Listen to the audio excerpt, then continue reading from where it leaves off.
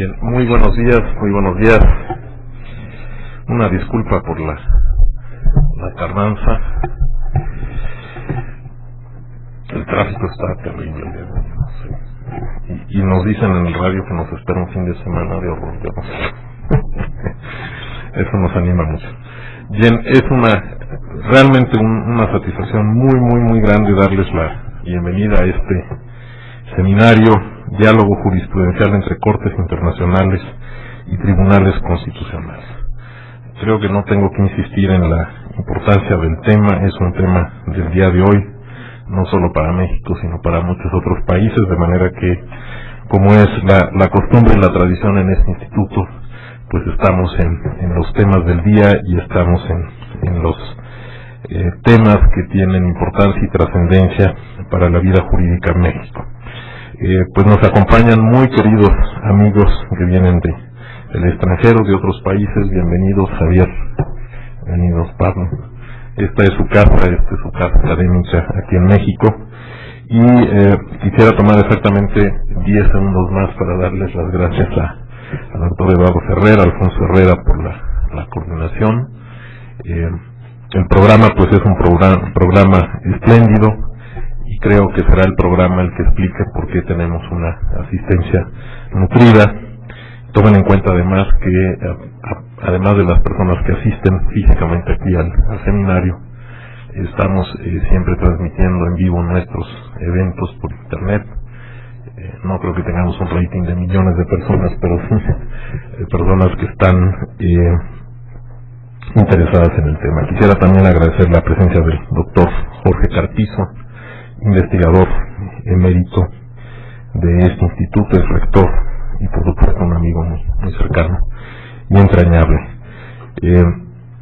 Pues termino simplemente deseando un gran éxito a este evento, en el cual pues esperamos que salgan luces por algunos de los difíciles temas que nuestras instituciones de justicia tienen que abordar pues en los próximos tiempos, para justamente lograr que nuestro país y su sistema jurídico se integre de manera más armónica con la justicia internacional, que es una realidad que está aquí con nosotros y es la que debemos tener cada vez mayor conciencia.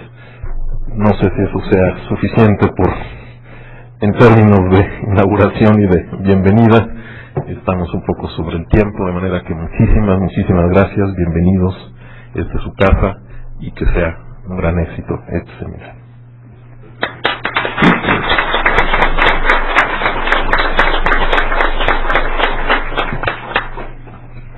Nada más vamos a hacer el cambio para que suban los ponentes de la primera mesa y despedimos al doctor de esta sección.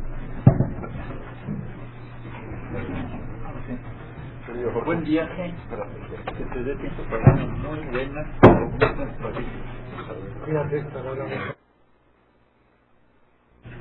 Vamos a dar comienzo a la mesa número 1 de este diálogo jurisprudencial.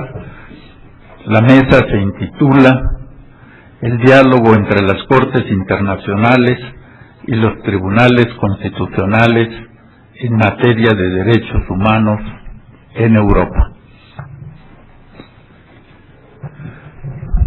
Antes de comenzar la mesa, queremos compartir con ustedes una alegría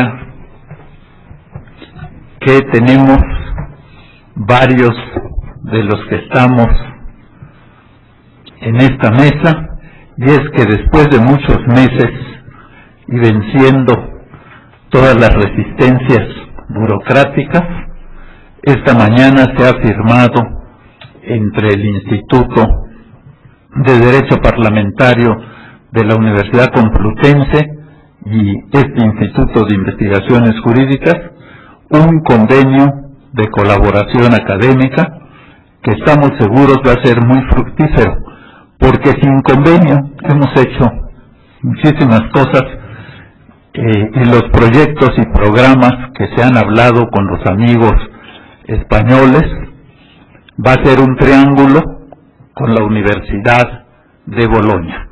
y el número de actividades que se están previendo son tantas que no le puedo quitar tiempo a esta mesa. Pero decirles a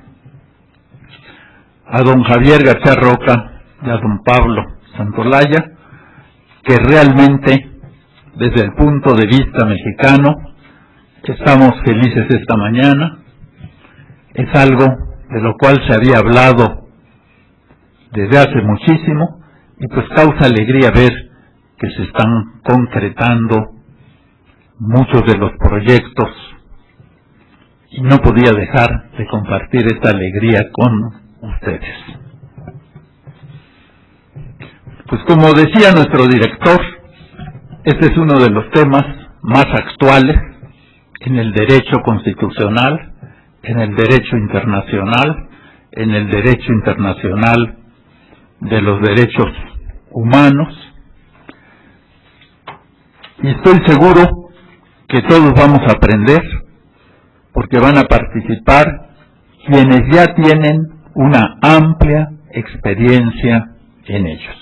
Y en esto no me estoy refiriendo solo a esta mesa, sino a todas. Los ponentes generales de esta mesa son los muy distinguidos catedráticos españoles, don Javier García Roca y don Pablo Santolaya. En estos casos, un currículum súper sintetizado, además son muy conocidos de todos nosotros. Don Javier es catedrático de Derecho Constitucional en la Universidad Complutense de Madrid, es el director del Instituto de Derecho Parlamentario de la misma universidad, es el presidente de la Asociación de Constitucionalistas de España, es letrado en excedencia del Tribunal Constitucional del mismo país, tiene una obra escrita muy importante y que es muy conocida en toda América Latina, y él y don Pablo, y aprovecho y ya lo digo, durante muchos años han tenido el proyecto de la Europa de los Derechos, que además la obra que se publicó, que ellos coordinaron, que es excelente, tuvo una gran acogida y ya va en la segunda edición. Y por iniciativa de ellos, se está haciendo algo parecido en nuestro continente, la América de los Derechos, en la cual participa este Instituto de Investigaciones Jurídicas con el Instituto Iberoamericano de Derecho Constitucional. Don Pablo Santolaya es catedrático de Derecho Constitucional en la Universidad de Alcalá, vocal de la Junta Electoral Central de España, exsecretario y actual miembro del Instituto de Derecho Parlamentario de la Complutense de Madrid, ha sido letrado del Tribunal Constitucional de España y también con una amplísima obra escrita y muy conocida, y sobre todo que les estamos a los dos muy agradecidos por la obra La Europa de los Derechos y habernos instigado a que lo mismo se hiciera en América. Ellos están de acuerdo en que van a exponer entre 20 a 25 minutos y después a cada uno de los comentaristas les pediríamos alrededor de 10 a 12 minutos. Entonces yo les agradeceré que se ajusten al tiempo para que no digan que el moderador desmoderó. Entonces, Javier y Pablo. Muchas gracias, Jorge. Yo quiero también agradecer la amabilidad que Jorge Carpizo y el Instituto de Investigaciones Jurídicas de la UNAM siempre nos profesa, y estoy muy contento de estar rodeados de amigos con los que, como se ha dicho, cooperamos en muchas cosas. El profesor García Ramírez, en este I+D que estamos ahora teniendo sobre el intercambio de jurisprudencia entre la Corte Americana y la Corte Europea, Edgar Corzo, en fin, Eduardo Ferrer, y especialmente también con los profesores más jóvenes que están aquí presentes y hicieron la tesis con nosotros en la Complutense. Vamos a ver si somos capaces de cooperar entre la UNAM y la Complutense en un montón de iniciativas que conjuntamente podemos hacer. Y el tema de hoy es un tema que me gusta, y pensando estos días de qué podía hablar, se me ocurría de tres cosas que son distintas pero están unidas en mi pensamiento, y me temo no me va a dar tiempo a explicar. Primero, a qué llamamos diálogo judicial, concepto discutible. Después me gustaría hacer una defensa un poco apasionada pero contenida en favor de la globalización de los derechos frente al nacionalismo o el aislacionismo en estos temas que de tiempo en tiempo emerge en todos los países. Hay que hacer una lectura global, universal de los derechos humanos, una cultura, un lenguaje, una lengua franca. Y por último, hablar del margen de apreciación nacional. La integración en Europa se hace respetando el pluralismo territorial desde Lisboa a Rusia. Pues hay muchas lenguas, muchas religiones, mucha cultura. Nuestra integración quizás es un poco más difícil que las de ustedes, que tienen una lengua común, una tradición religiosa parecida. Hay diferencias, pero probablemente aquí no sea tan necesario un margen de apreciación nacional como lo es en Europa. Vamos a ver qué puedo explicar de esto. Con lo que he dicho ya me podría callar, porque he explicado mi idea y se ahorrarían el tostón que les voy a explicar, pero seguramente pues luego no me invitarían a almorzar. Bien. En primer lugar, ¿a qué llamamos diálogo judicial? Pues en una reunión que hubo en el Convenio Europeo de Derechos Humanos en Bolonia hace poco, en Italia, que están un poco irritados por la sentencia Lauzi sobre el crucifijo, pues Giuseppe Bergottini, un conocido comparatista, me hizo una crítica del diálogo. Puede que excedida, puede que apasionada, pero acierta en que nos obligue a reflexionar sobre qué llamamos diálogo judicial. En Europa, dada la flexibilidad de la integración en la Unión Europea, pues ha habido que acudir a esta categoría, una categoría de origen anglosajón, una categoría con muchos ingredientes politológicos, sociológicos, filosóficos, que claro, para los juristas europeos que nos hemos educado en la vieja teoría del ordenamiento jurídico, costó 50 años construir simplemente el principio de competencia, pues hablar del diálogo suena un poco como una película. A mí me parece necesaria esta idea del diálogo, que está ya muy consolidada, pero habría que hacer algunas prevenciones por parte de los juristas, algunos matices, para que no se produzca un debilitamiento metodológico. Bergottini acaba de publicar un libro que se llama Más allá del mito del diálogo, donde pues hace una serie de matices.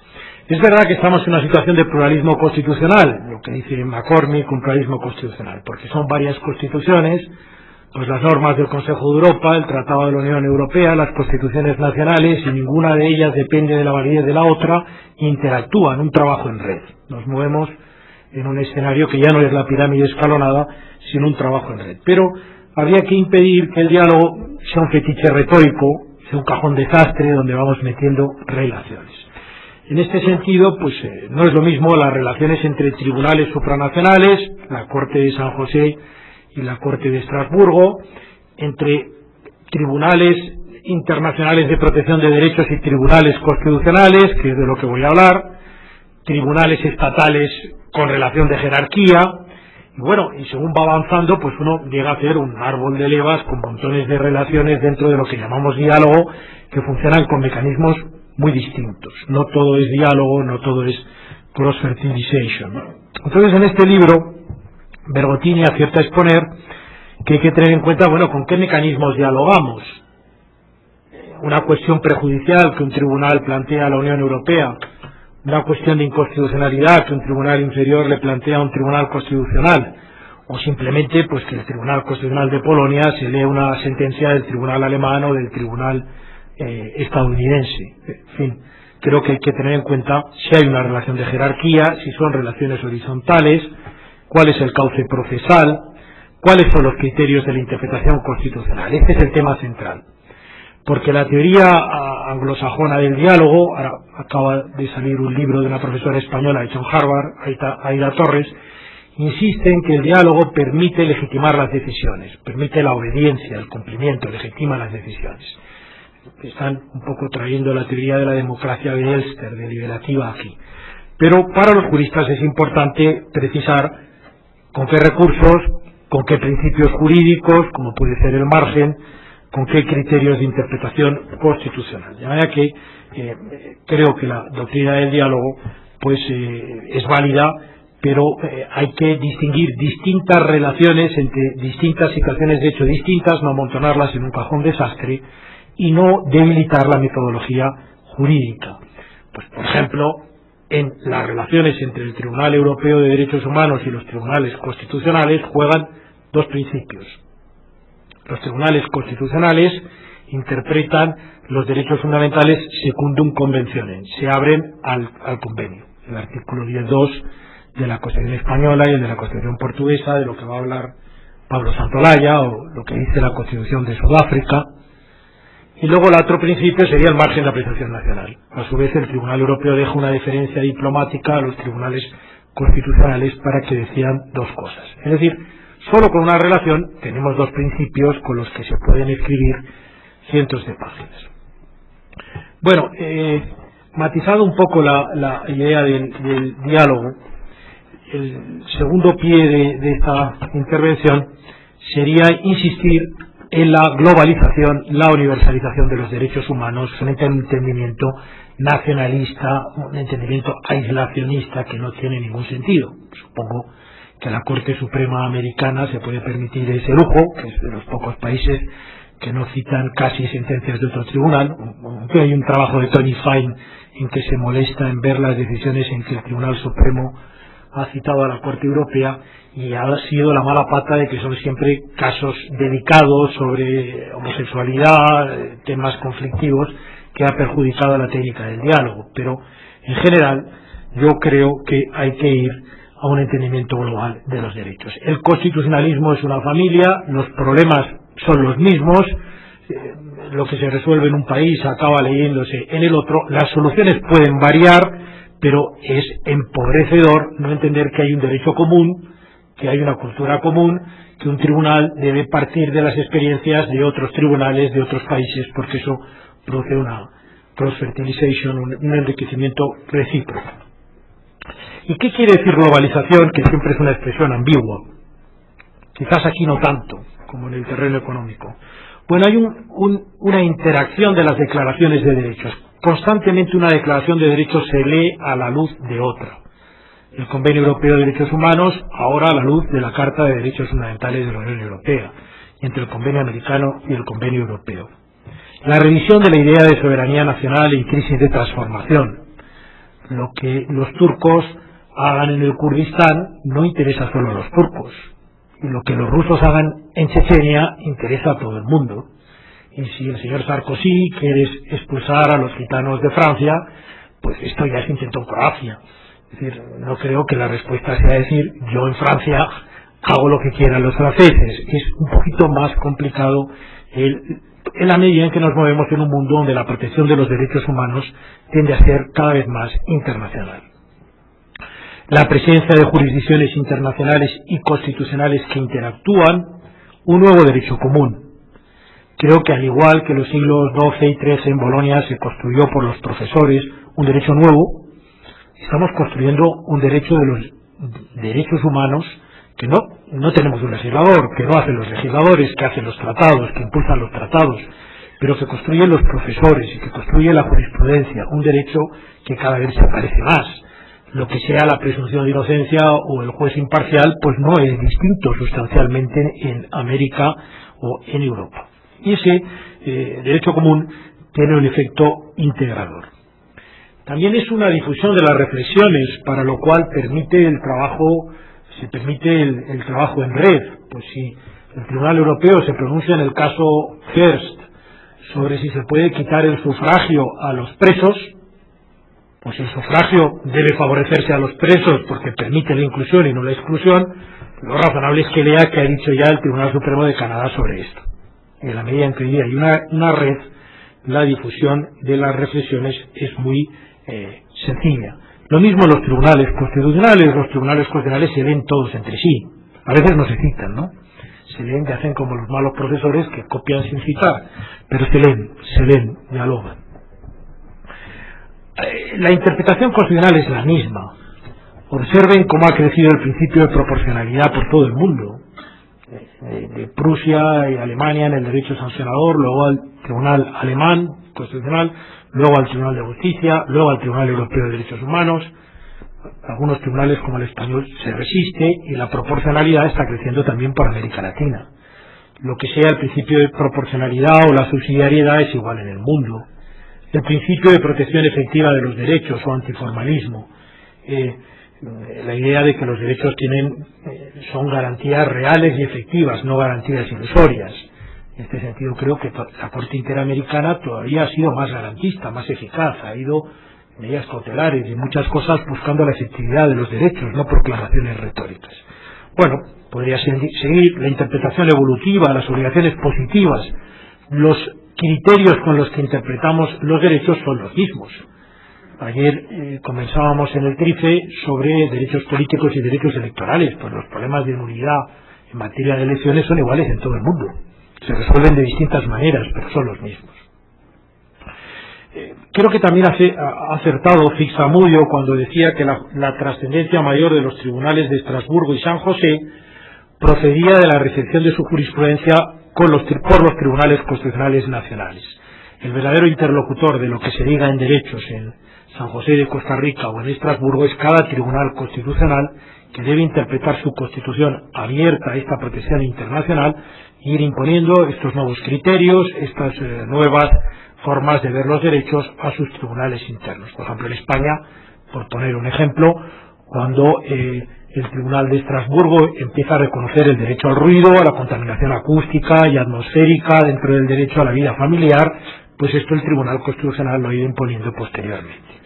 Bueno, y las normas parámetras son las mismas, es decir, las normas que reconocen derechos fundamentales son muy iguales, son muy semejantes. El artículo que reconoce al derecho al sufragio, el convenio americano, pues es prácticamente igual del europeo. No creo que tenga mucho sentido seguir insistiendo en esto, pero es curioso como de tiempo en tiempo es recurrente olvidarlo. ¿Por qué hay que hacer una declaración, un entendimiento común, un diálogo, una cooperación, una globalización en materia de derechos? Pues porque los supuestos derechos son semejantes, las normas que reconocen de derechos las mismas, y las reflexiones pues no pueden olvidarse. Sería empobrecedor entender los derechos solo desde un ordenamiento jurídico nacional aislado e interno. Y esto, me temo, ocurre de tiempo en tiempo pues en muchos ordenamientos, ¿no? Iríamos, supongo que Pablo hablará de esto, en una escala desde Sudáfrica, que es una constitución que se abre a todas las demás declaraciones, a Estados Unidos, que al menos en la Corte Suprema pues se mantiene muy aislada del resto de las declaraciones. En tercer punto de esta reflexión, ¿qué es el margen de apreciación nacional en Europa?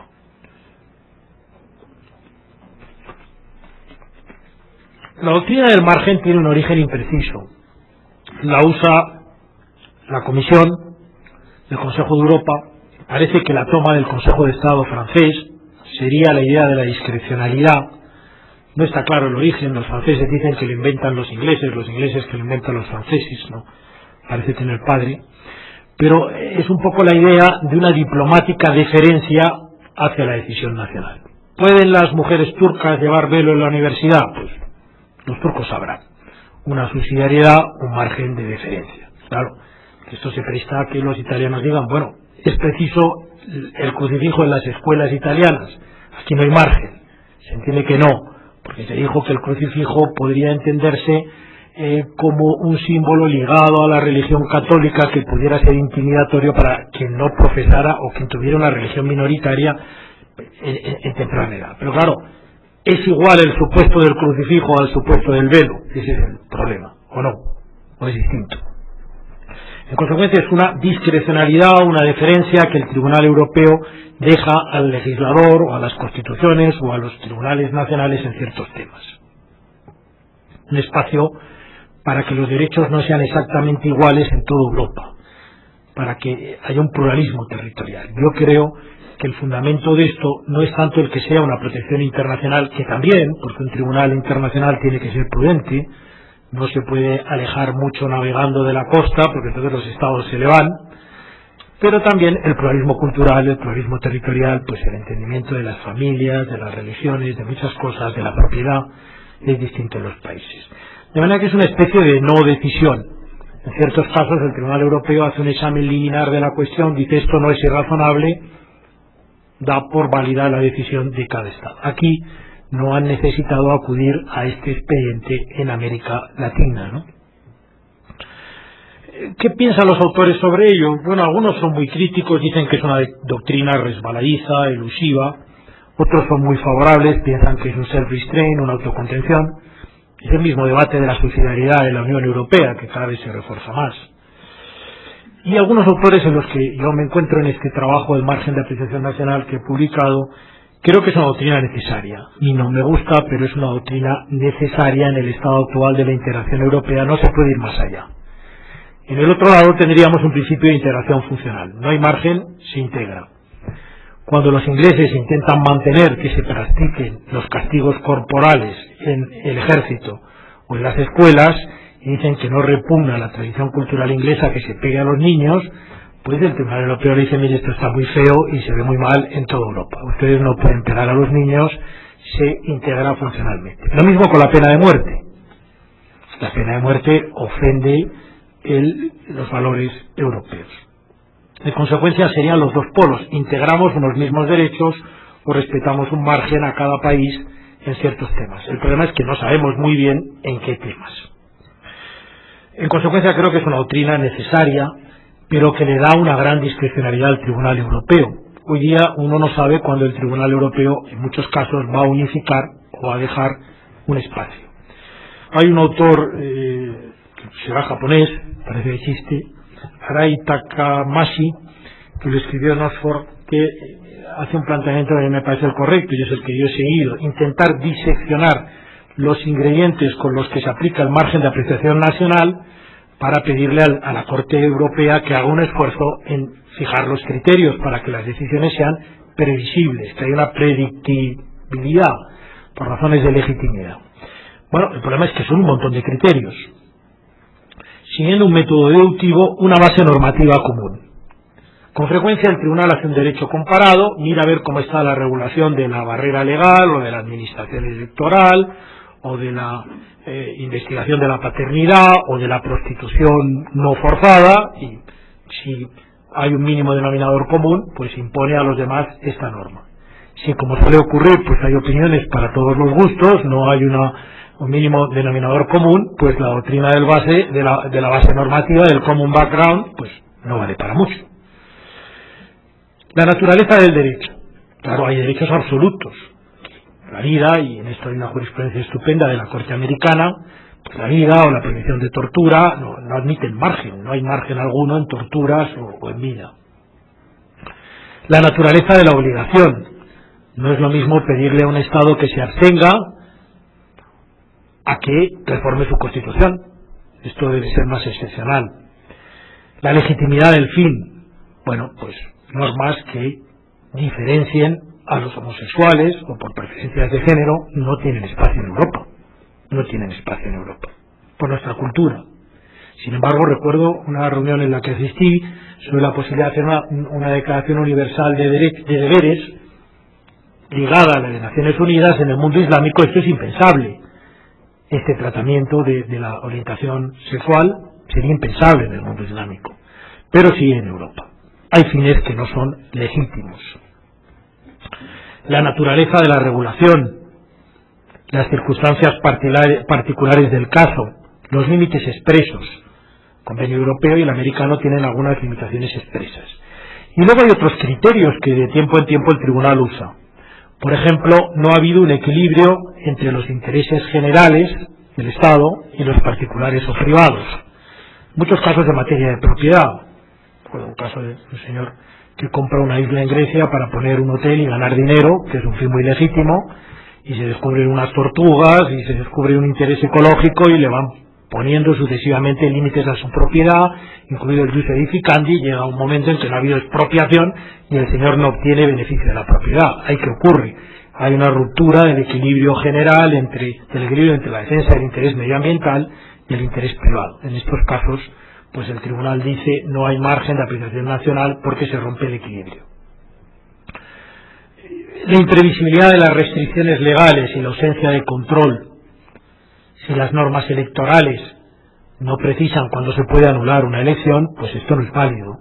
Tiene que haber un principio de legalidad, una previsibilidad. Bueno, como ven, se me va el tiempo, no quiero hablar más para respetar lo que me ha dicho Jorge, luego podemos discutir. Tenemos una posición en Europa según la cual el Tribunal Europeo le pide a los tribunales constitucionales y a los ordenamientos, al legislador, al poder constituyente, que interprete sus normas según el Convenio Europeo y la jurisprudencia que emana del Convenio Europeo, lo cual es terrible porque hablamos de 300 o 400 sentencias cada trimestre, y a cambio, en ciertas materias, se deja una diplomática deferencia a cada Estado para tener una solución que igual no es exacta a la del resto. ¿Cuál es el problema? Que no sabemos muy bien por dónde está la frontera entre una cosa y otra, y hay una decena de criterios para identificar el margen de apreciación nacional. En la medida en que ustedes no tienen exactamente este problema, pero puede que en algún caso se produjera, pues creo que tiene interés que les explicara esto. Y nada más, yo creo que con eso me detengo ahí y luego podemos discutir sobre cualquiera de estas cosas en el coloquio. Muchas gracias, el profesor García Roca. Ahora le pediríamos al profesor Pablo Santolaya su intervención.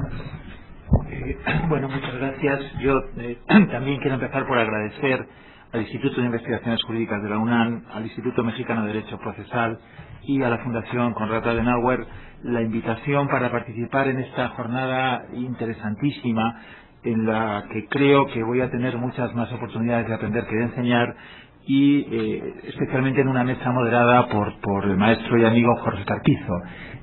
Llevamos un tiempo trabajando en común estas cosas, algo que empezó con la Europa de los Derechos, que después ha seguido con la América de los Derechos, que estamos trabajando para conjuntar ambas corrientes en un libro en común para el año que viene, y que está siendo una línea de trabajo absolutamente interesante desde todos los puntos de vista.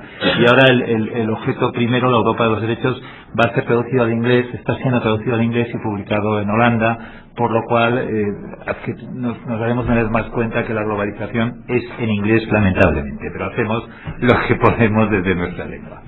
Bueno, yo voy a hablar de un aspecto muy concreto de las formas de diálogos entre las Cortes internacionales y los tribunales constitucionales, entendiendo ese término diálogo en un sentido muy amplio, porque, como acaba de decir Javier, efectivamente hay muchas formas de diálogo, y el diálogo no siempre es igualitario, y desde luego en el campo en el que yo voy a hablar es mucho más clara la influencia del Tribunal Europeo de Derechos Humanos en el Tribunal Constitucional Español y en otros tribunales constitucionales europeos que al revés, aunque también hay algunos elementos de los tribunales constitucionales europeos que ascienden, digamos, al Tribunal Europeo de Derechos Humanos, como ocurre también con la Corte Interamericana y los tribunales supremos o las Cortes Supremas, que juegan el papel de los tribunales constitucionales en América Latina. Después un diálogo, pero no un diálogo necesariamente en condiciones de igualdad, sino desde el reconocimiento de que hay un tribunal internacional que en las respectivas áreas pues digamos tiene mucha mayor influencia que los tribunales constitucionales nacionales.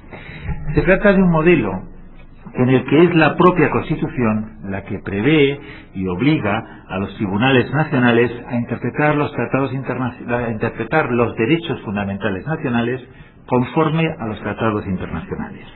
Es un modelo que surge, hasta donde yo tengo conocimiento, con la Constitución portuguesa, que inmediatamente después se introduce en la Constitución española, y que desde la Constitución española, o en fin, inspirado en la Constitución española o en una idea paralela, pues ha saltado a la Constitución, ha saltado también a este lado del Atlántico, por lo menos a la Constitución colombiana, a la Constitución argentina y sobre todo de forma muy clara, muy literalmente clara, yo creo que ahí sí que es directamente tomado de la Constitución española a la Constitución peruana de 1993.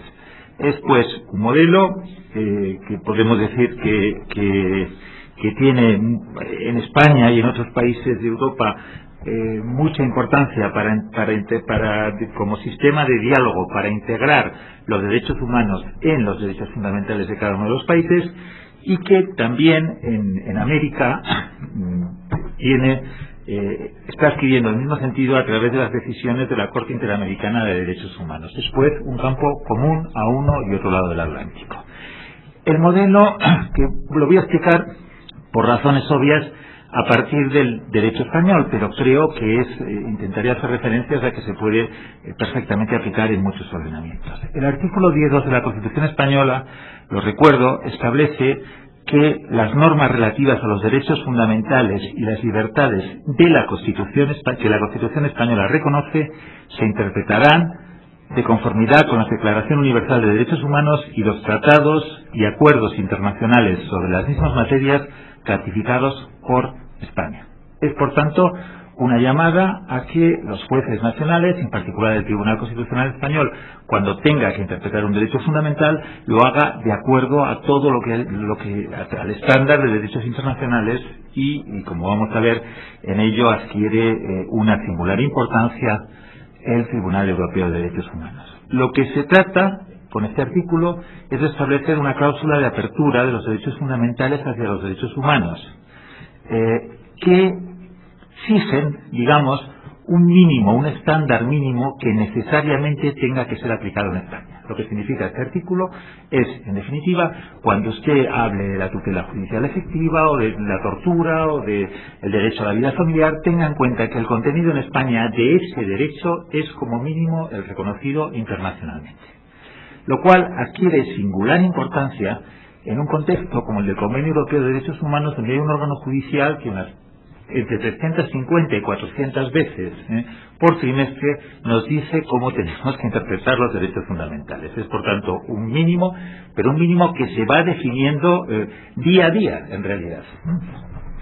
Quizás, como punto de partida para entender el funcionamiento de este derecho, hay que tener en cuenta dos datos del proceso constituyente español que pueden resultar contradictorios. El primero de ellos es que España estuvo a punto de no tener derechos fundamentales propios. Es decir, durante la discusión constitucional hubo una enmienda parlamentaria muy seria, en la medida en que estaba defendida por un ministro del gobierno, y por tanto expresaba el parecer mayoritario, en la que España no tendría derechos fundamentales propios, solo este artículo. Es decir, que todos los derechos internacionales pasarían a ser automáticamente y como único contenido el mínimo de los derechos fundamentales de los españoles, por pura remisión. Aquello probablemente no era posible en un momento en el que España salía de una dictadura y había una necesidad nacional de afirmar una carta de derechos propios, pero hubiera tenido probablemente unos efectos aún mucho mayores de diálogo y de internalización de los derechos fundamentales, porque no tendríamos contraste español.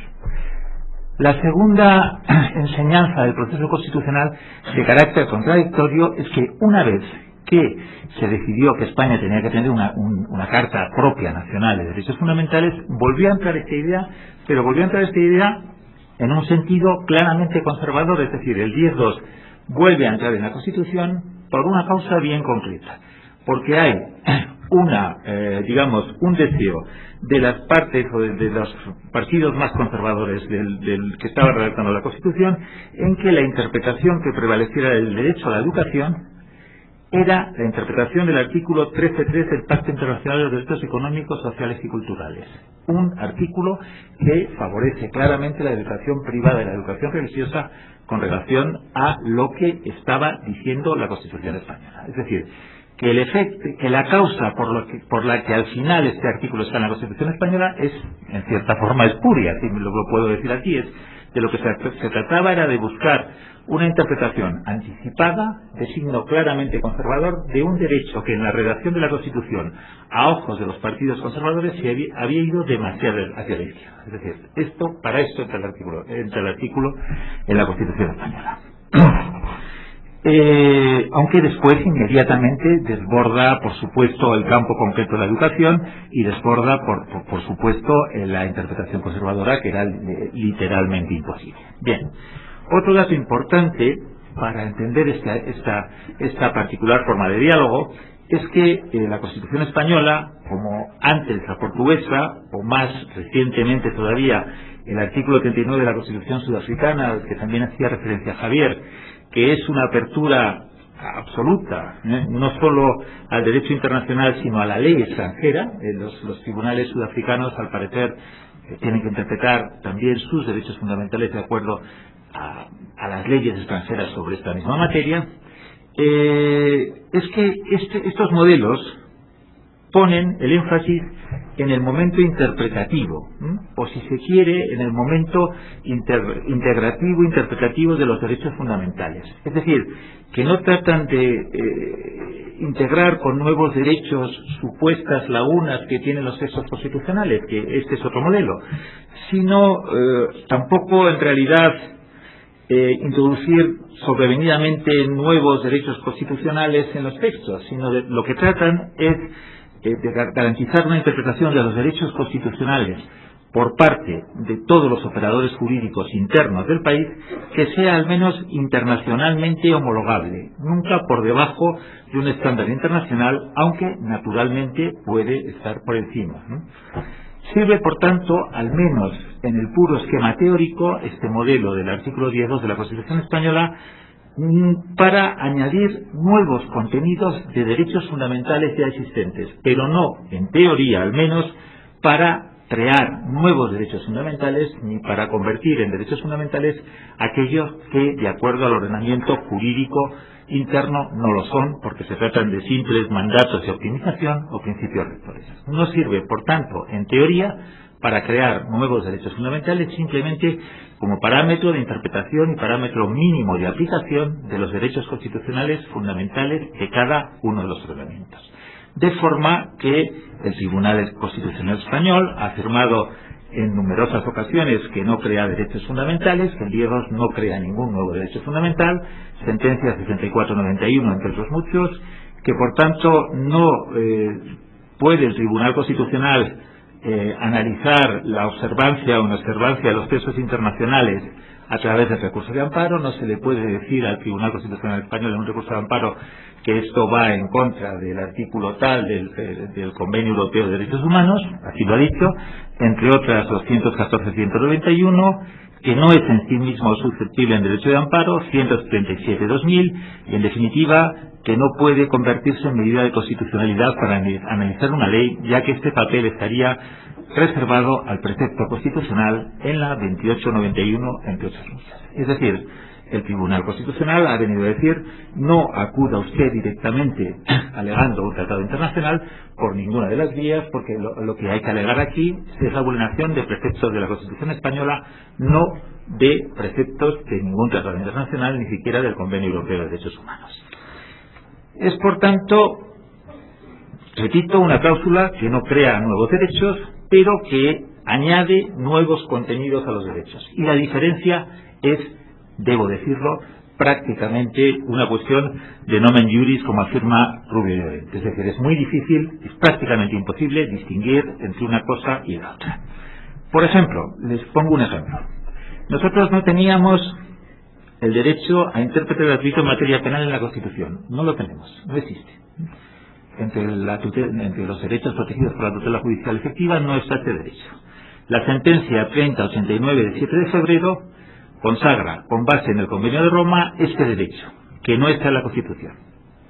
¿Qué se está haciendo en este caso? ¿Se está creando un nuevo derecho fundamental o es solo un nuevo contenido de la tutela judicial efectiva que ya está en la Constitución? Pues es muy difícil de decir, pero es absolutamente indiferente. Es una cuestión puramente bizantina, porque desde luego para el afectado por ese derecho es una cuestión académica, no le da exactamente lo mismo, va a tener un intérprete, sea este día 24, sea este artículo 14 del Convenio Europeo de Derechos Humanos, ha surgido, hay un nuevo contenido o un nuevo derecho, como quiera.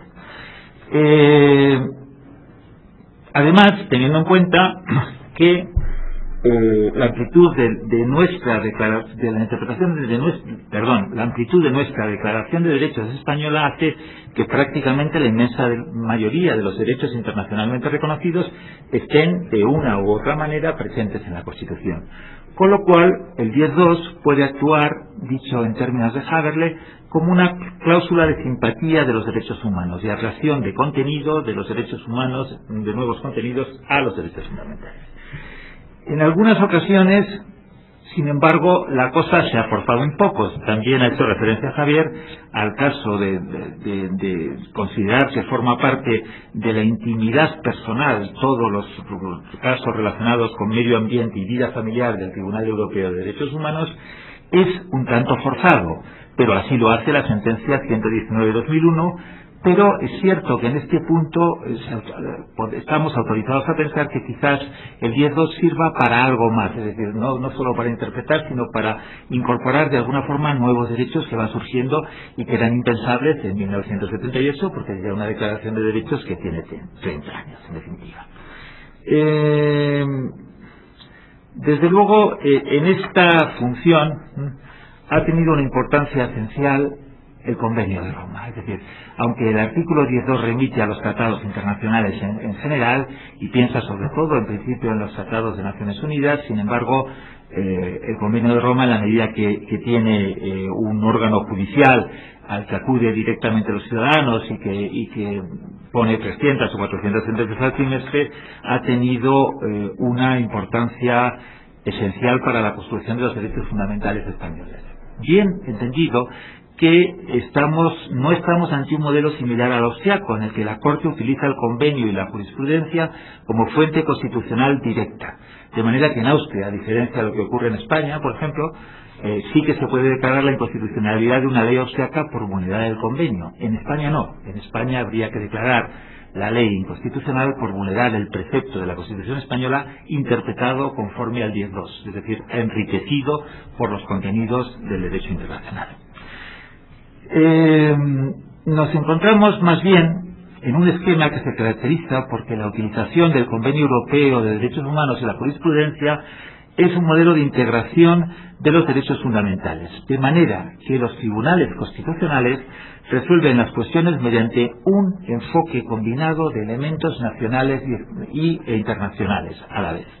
Este es el caso de Alemania, por lo menos a partir de la sentencia del Tribunal Constitucional de 26 de marzo del 87, pero del caso alemán nos van a hablar, y me alegra mucho que así sea, porque es un caso de una corte mucho más, no sé muy bien cómo expresarlo, pero mucho más defensora de su propio rol y del rol de los derechos fundamentales de los alemanes, que lo es el Tribunal Constitucional Español y de los derechos fundamentales españoles. Es una corte quizás sea injusto, más nacionalista, si entendemos el término en un sentido contrario a internacionalista. Bien. Pero también hay una apertura en Alemania de menor grado, también en Bélgica, en Italia y probablemente en Francia, aunque en ocasiones se habla de un modelo cuantitativamente inferior en influencia en Francia que en otros países europeos. Y es también lo que ocurre en España y Portugal, pero creo que con el importante matiz de que la utilización del convenio, del derecho internacional en general y del Convenio Europeo de Derechos Humanos en particular, no es exclusivamente una interpretación pretoriana, no es una creación de las Cortes, no es puro diálogo, sino que aquí tenemos una imposición del propio texto constitucional destinado a que las Cortes lo hagan así. No es un puro invento jurisprudencial, hay un elemento en la Constitución que ordena esto. Lo que para Haberle lo convierte exactamente en el modelo a asumir en términos de derecho comparado y recomienda muy enfáticamente el que cláusulas similares se introduzcan en otras constituciones. En virtud de este modelo, lo que ha ocurrido es que el tribunal el Tribunal Constitucional Español ha tendido a considerar, es una tendencia, no creo que se pueda afirmar del todo exactamente así, pero ha tendido a creer y a utilizar la jurisprudencia del Tribunal Europeo de Derechos Humanos como si fuera suya, es decir, como si fueran precedentes del propio Tribunal Constitucional Español. Y ha tenido exactamente ese valor, la consideración de precedentes judiciales a utilizar para casos posteriores, pero claro, proveniente de un órgano distinto, del Tribunal Europeo de Derechos Humanos. Y ha funcionado así exactamente desde el inicio mismo de la actividad del Tribunal Constitucional. La primera vez que se utiliza es en la segunda sentencia dictada de pleno, la 581. El Tribunal Constitucional empieza a actuar en 1961, la segunda sentencia de pleno de las importantes es la 581, y en la 581 utiliza la jurisprudencia del Tribunal Europeo en materia de educación, curiosamente. Y la primera vez que la utiliza en amparo, la utiliza en la 1281, es decir, en los primeros días de actividad, en las primeras semanas de actividad del Tribunal Constitucional, tenemos la utilización de la jurisprudencia citada del Tribunal Europeo de Derechos Humanos en materia de una ley de educación y en materia de casación penal en la 1281, desde muy en principio. Y ha seguido constantemente así, es decir, la jurisprudencia del Tribunal Europeo se cita en prácticamente todos los grandes casos del Tribunal Constitucional y se reitera, aunque ya más bien a través de la propia jurisprudencia del Tribunal Constitucional que la ha aplicado previamente, es decir, luego ya no se cita constantemente, pero es doctrina que proviene del Tribunal Europeo de Derechos Humanos. Esto es un fenómeno que creo no se trata solo de un fenómeno español, sino que al contrario puede entenderse con carácter general que el Convenio Europeo se ha convertido en el estándar mínimo de derechos y que en consecuencia está surgiendo entre los sistemas jurídicos europeos una especie de similitud de contenidos de hecho, no tanto en los textos sino en las aplicaciones judiciales de estos textos, o si se quiere un espacio constitucional común que, como señala Gil Carlos Rodríguez Iglesias, obliga a relativizar la funcionalidad de la definición de los derechos de cada una de las constituciones nacionales que cada vez van teniendo menos importancia operativa, menos importancia práctica en la jurisprudencia de los tribunales constitucionales. Hemos de reconocer, sin embargo, que esto es una convergencia aún fragmentaria, derecho a derecho, dependiendo de qué derecho se ha acercado más, y que no implica una uniformización. Estamos muy lejos de poder decir que hay una única declaración de derechos, pero sí algo parecido a una aproximación. Margen de apreciación nacional. Se ha hablado aquí. Es verdad que todavía existe el debate del margen de apreciación nacional y por tanto las posibilidades de que las soluciones sean legítimas desde el punto de vista de la Constitución italiana o turca o española en relación a los demás miembros del Consejo de Europa. Pero tengo la impresión, aunque no soy un especialista en este tema, que está disminuyendo por un doble camino. Está disminuyendo, en primer lugar, por que las legislaciones europeas se van pareciendo cada vez más las unas a las otras en materia de derechos y libertades. Es cada vez menos cierto que se puede hablar de unos derechos de los franceses y de unos derechos de los españoles, que tienden a ser legislativamente muy parecidos, y sobre todo porque creo, pero este es el aspecto que me gustará oír a Javier y discutirlo con él, que el margen de apreciación nacional lentamente está surgiendo la idea en la propia jurisprudencia de que debe de ser limitado, que esta deferencia hacia las constituciones nacionales tiene que limitarse en un doble campo, pues, sobre todo porque se considera que el ámbito de derechos a los que cabe aplicar la técnica debe de ser reducido. En principio eran solo los derechos, digamos, absolutos, entre comillas, el derecho a la vida, el derecho a los tratos inhumanos y degradantes, donde efectivamente no cabía decir que la tortura era una costumbre muy acendrada en España y que se llevaba haciendo desde la Inquisición y que por tanto la defendíamos.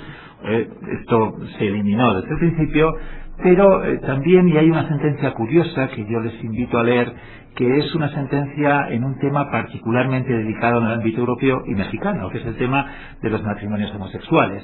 Hay una sentencia de hace unos meses, una sentencia contra Austria, no recuerdo el nombre, quizás se la recuerdes, en la que hay una pareja de homosexuales austriacos que en Austria decide, en fin, atestiguan de todas las formas posibles que la única forma de convivencia es el matrimonio, con efectos jurídicos, y lo que no se les concede la posibilidad de matrimonio, y acuden al Tribunal Europeo de Derechos Humanos, que aplica todavía el margen de apreciación nacional y ve qué países hemos hecho esto y qué países no hemos hecho esto. Y todavía en este caso llega a decir que esto es una cuestión de apreciación nacional, pero con votos particulares y con una tendencia a decir, oiga, estamos hablando de un derecho al matrimonio que puede que no sea equivalente a un derecho a la vida, pero que es un derecho muy importante para una persona y que probablemente no será muy difícil que en muy poco tiempo, al igual que ya ocurrió con el matrimonio de los transexuales, con Christian Goodwin y contra el Reino Unido, en el que alguien diga, oiga, por esta diferencia empieza a no resultar aceptables en términos de derechos, por muy católico que sea Austria, que es el problema de fondo de este asunto, ¿no? Y cuando eso ocurra, y creo que eso va a ocurrir a corto plazo, pues será otro de los campos que van a quedar eliminados del campo de la apreciación nacional.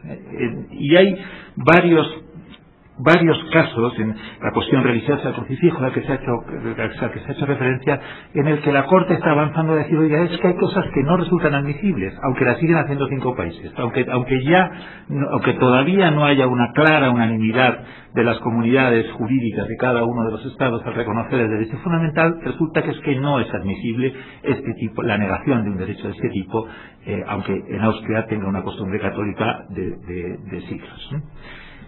Lo que entiendo, esta última línea de eliminación o de reducción, no de eliminación es a muy largo plazo, de reducción, de matización, de la deferencia hacia las constituciones de cada uno de los países, entiendo que está también ocurriendo en el ámbito del Convenio Interamericano. Sería, por mi parte, absolutamente presuntuoso hablar de esto porque, en fin, vamos a hablar de ello ahora mismo por personas que saben mucho más que nosotros, y tengo la sensación de que además en esta materia tenemos que aprender de los europeos, de tribunales constitucionales como el colombiano, que ha afirmado la jurisprudencia de la Corte Interamericana debe ser respetada al interpretar la Constitución, o el argentino, o en fin, el peruano, que ha anulado legislación incompatible con el convenio, o tenemos que aprender con relación al mecanismo del control de convencionalidad, teorizado por primera vez por Sergio García Ramírez en el año 2003 en su voto particular Chan contra Guatemala. En este campo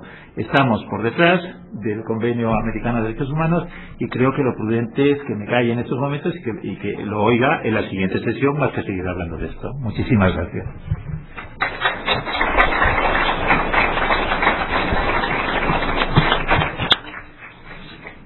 Muchas gracias al catedrático don Pablo Santolaya por su muy interesante ponencia. Vamos a pasar ahora a la etapa de los comentarios. El primero va a ser el profesor Kim Han, licenciado en Derecho por las universidades de Bochum y Bonn, Alemania, con aprobación del primer examen del Estado, juez en prácticas, en la circunscripción del Tribunal de Segunda Instancia de Düsseldorf. Actualmente colabora con el despacho de abogados Woodrich y Riquelme y Asociados de la Ciudad de México. Está acompañado de la licenciada Verena Schubert, asistente de proyectos de la Fundación Konrad Adenauer, quien nos va a hacer el favor de la traducción. Por favor. Estimados colegas, estimadas señoras y señores, después de las muy interesantes contribuciones de los estimados colegas de España, intentaré enseguida resumir las experiencias alemanas con la temática que nos ocupa el día de hoy. En primer lugar, quisiera mencionar unas palabras sobre la relación entre el Tribunal Constitucional Alemán y el Tribunal Europeo de Derechos Humanos. Al respecto, resulta necesario saber que desde el punto de vista del derecho alemán, la Convención Europeo de Derechos Humanos solo posee el rango de una ley federal. De acuerdo con la Constitución alemana, un tratado internacional es transformado en una ley federal con la aprobación del Parlamento. No obstante, en el año 1987, el Tribunal Constitucional alemán estableció que la jurisprudencia del Tribunal Europeo de Derechos Humanos debe ser consultada como ayuda de interpretación para la determinación del contenido y alcance de los derechos fundamentales y de las leyes federales. De esta manera, el Tribunal Constitucional alemán reconoció de facto una posición prioritaria a la Convención Europea de Derechos Humanos frente a las leyes federales alemanas. Sin embargo, el Tribunal Constitucional remarcó explícitamente que la Convención no tiene rango constitucional.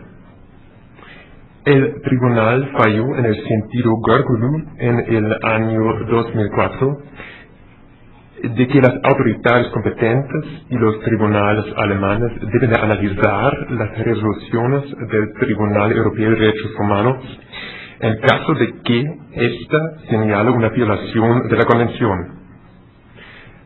Una autoridad o un tribunal alemán que no quiera obedecer una resolución del Tribunal Europeo de Derechos Humanos debe fundamentar su opinión jurídica comprensiblemente.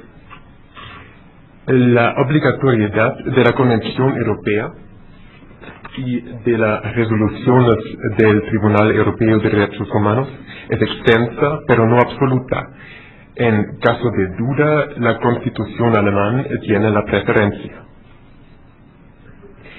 Ahora llego al segundo punto de mi comentario, el desarrollo de la jurisprudencia del Tribunal Constitucional alemán frente al Tribunal Jurística de la UE. El desarrollo empezó en 1974 con la famosa resolución llamada Solange I. Para su información, la palabra alemana Solange significa mientras que o hasta que en español. En dicha resolución, el tribunal partió de la base de que el derecho comunitario no contiene un catálogo de derechos fundamentales democráticamente legitimados.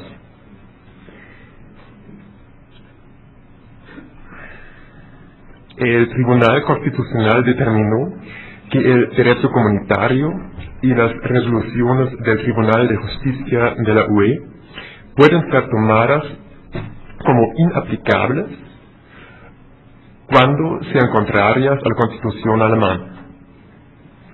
En consecuencia, el Tribunal Constitucional sostuvo la posición de que puede declarar como inaplicable normativa comunitaria o resoluciones del Tribunal de Justicia de la UE para el caso de que sean contrarias a la Constitución alemana. De esta manera, el Tribunal Constitucional se reservó la facultad de fallar sobre la compatibilidad de las resoluciones del Tribunal de Justicia Europeo, aun para el caso de que el Tribunal de Justicia de la UE haya fallado sobre el mismo caso con anterioridad. Según el Tribunal Constitucional, esta reserva general de una facultad de última decisión debe ser aplicada hasta que, y aquí esta es Solange, debe ser aplicada hasta que la Comunidad Europea posea un propio catálogo de derechos fundamentales democráticamente legitimados. No obstante, 2 años después, en 1986, el Tribunal Constitucional cambió su criterio con la resolución Solange II Y en dicha resolución el tribunal parte de un diagnóstico exactamente opuesto y supone que actualmente el derecho comunitario y la jurisdicción del Tribunal de Justicia de la UE garantizan una protección de los derechos fundamentales que en esencia es comparable con la de la ley fundamental alemana. En consecuencia, el tribunal quiere desistir de la aplicación de los criterios correspondientes a la Solana 1, a la resolución Solana 1, mientras que, y aquí está el segundo Solana, mientras que exista una protección de los derechos fundamentales a nivel europeo que sea comparable de la ley fundamental alemana. Por lo tanto, tribunales alemanes, por lo tanto, actualmente demandas constitucionales y cuestiones planteadas de los tribunales alemanes al Tribunal Constitucional Federal solo son admisibles en caso de que la protección de los derechos fundamentales europeos esté por debajo del nivel de los derechos fundamentales alemanes. La siguiente resolución importante del Tribunal Constitucional Federal es la sentencia Maastricht del año 1993. En esta sentencia, el tribunal describe su relación frente al Tribunal de Justicia de la UE como una relación de cooperación. El tribunal falló que el Tratado de Maastricht, por el que se constituyó la Unión Europea, es conforme con el principio democrático de la ley fundamental alemana. En este contexto, el tribunal definió la Unión Europea como una confederación de estados y no como una federación. Por una parte, el tribunal resaltó con dicho término que la participación en la UE tiene más importancia que un simple tratado internacional, porque los miembros transfieren algunos derechos de soberanía. Por la otra parte, el término confederación de estados debe poner en claro que la Unión Europea no es un estado federal, sino solamente existe en la base de decisiones soberanas de los Estados miembros. El tribunal resalta que una delegación de derechos soberanos de la República Federal a la UE se debe realizar solamente dentro de los límites de una expresa autorización por el legislativo alemán. El tribunal se reserva el derecho de examinar en cada caso en particular si los actos de los órganos de la UE exceden los derechos soberanos establecidos en el Tratado de la Unión Europea. Y el tribunal profundizó estos criterios mediante la sentencia Lisboa del año pasado. A saber, aclaró que el Tratado de Lisboa es conforme con la Constitución, sin embargo definió los límites constitucionales del desarrollo de la Unión Europea. El tribunal habla en este contexto de la identidad constitucional de la ley fundamental alemana que no debe ser modificada. En consecuencia, el tribunal quiere comprobar en el futuro si el desarrollo de la UE infringirá esta identidad constitucional. En este contexto, el Tribunal Constitucional alemán resaltó que algunos ámbitos no pueden ser sustraídos del control del Estado. Por ejemplo, el monopolio de la fuerza pública, decisiones sobre ingresos y egresos estatales, sobre créditos del Estado, el monopolio de la acción penal, pero también cuestiones culturales como el uso del idioma o el ordenamiento y la educación. Además, el Tribunal Constitucional Federal pone en claro que la constitución de un Estado europeo no es compatible con el principio de democracia de la Constitución alemana y que la constitución de un Estado europeo sería únicamente posible mediante la abrogación de la ley fundamental vigente. Espero que les haya comunicado una vista general sobre la jurisprudencia del Tribunal Constitucional alemán frente a los tribunales internacionales y agradezco su atención. Muchas gracias.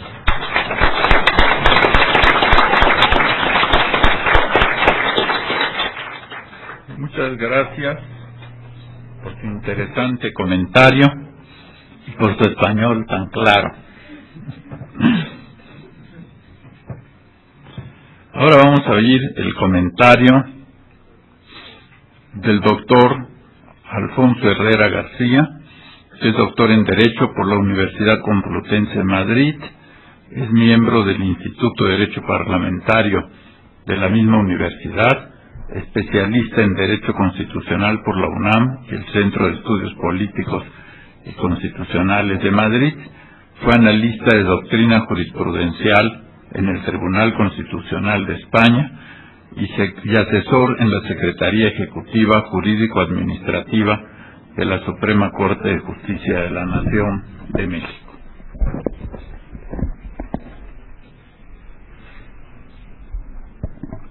Muchas gracias, doctor Carpizo, por esa gentil presentación. Muchas gracias también al doctor Eduardo Ferrer, coordinador de este seminario y verdadero ideólogo de esta actividad. Muchas gracias a Abel García Roca y a Pablo Santolaya por su presencia. Me complace también encontrarme al lado de la profesora Cristina Nitleva y Tim Han. Quisiera desarrollar mi comentario a partir de las ideas expuestas por Pablo Santolaya. En la realidad constitucional europea resulta notoria la aceptación mayoritaria de este mandato de interpretación conforme de los derechos constitucionales a los tratados internacionales, tal y como él lo describió perfectamente. En particular, a mí me gustaría llamar la atención sobre una distinción entre la interpretación conforme a los tratados, por un lado, y por otro lado, de una interpretación conforme a la jurisprudencia de los órganos garantes de esos tratados, por el otro. Esta distinción quizá para los europeos resulta un tanto artificiosa, ¿no? Desafortunadamente entre nosotros no es así, y por eso lo trataré de resaltar a partir de la experiencia europea. La interpretación conforme a los tratados internacionales sobre los derechos humanos es pacífica en los estados europeos, en ocasiones por mandato explícito de las constituciones. Es el caso de la Constitución española y su artículo 10.2. En realidad, desde el punto de vista estrictamente normativo, se pueden visualizar 4 diferentes situaciones en que los estados europeos, los estados partes de la Convención Europea, se ponen en relación con el Convenio Europeo. Ya hablaba Pablo Santolaya de esto. En primer lugar, estados en que el convenio ostenta un rango superior al derecho nacional, incluida la Constitución, es el caso de los Países Bajos. En segundo lugar, una situación en la que los estados se ponen en relación con el convenio porque forma parte de la Constitución, es el caso explícito de Austria. En tercer lugar, los estados en los que el convenio tiene rango o jerarquía de ley formal, rango o jerarquía superior a la ley formal, pero que está supeditado a la Constitución. Caso explícito de España, Francia, por ejemplo, o Portugal. Y en cuarto lugar, estados en los que el convenio tiene un rango de ley formal, pero en los que en todo caso se establece que las leyes no pueden derogar las obligaciones del convenio. Es el caso explícito también de Alemania, tal y como lo ha explicado el profesor, brillantemente lo ha explicado el profesor Tim Han. En el caso de España, como lo destacó el profesor Santolaya, la aplicación del convenio se consigue precisamente mediante ese mandato explícito de interpretación adecuada al mismo, porque se entiende que el convenio es un tratado sobre derechos humanos, justamente.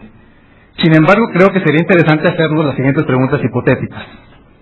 Por ejemplo, ¿qué sería del convenio de la jurisprudencia del Tribunal Europeo de Derechos Humanos si la cláusula del artículo 10.2 no existiera? ¿Sería sustancialmente diferente la posición del Tribunal Constitucional frente al convenio o frente a la jurisprudencia del Tribunal Europeo? Si se suprimiera esta cláusula de la Constitución, desaparecería el principio de interpretación de conformidad a los tratados de los derechos humanos, incluido el Convenio Europeo, obviamente. ¿Qué pasaría si atendiésemos solamente al artículo 96.1 de la Constitución española, que disciplina la incorporación de los tratados al ordenamiento interno español? O bien, ¿qué sucedería si nos arreglásemos solo el artículo 1 del propio convenio, que establece la obligación general de cumplimiento del mismo? En realidad, me parece que la posición jurídico-positiva del convenio en un determinado sistema constitucional explica menos, digamos, su posición dentro del ordenamiento interno como lo hace su posición interpretativa, tal y como en algunas ocasiones claramente lo explicó el profesor Santolaya. Creo que estaríamos todos de acuerdo en que desde una perspectiva que podríamos llamar como normativista, que representaría algo así como una fotografía, estática por tanto, se dice muy poco acerca del diálogo multinivel de los tribunales. Al final de cuentas, se puede coincidir en que el ejercicio jurisprudencial de los tribunales define los alcances del convenio con independencia de si existe una cláusula explícita de interpretación conforme.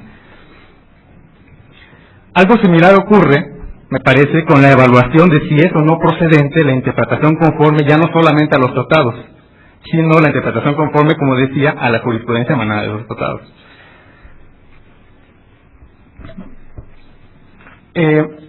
Esta sencilla observación viene, sin embargo, a cuento por lo siguiente.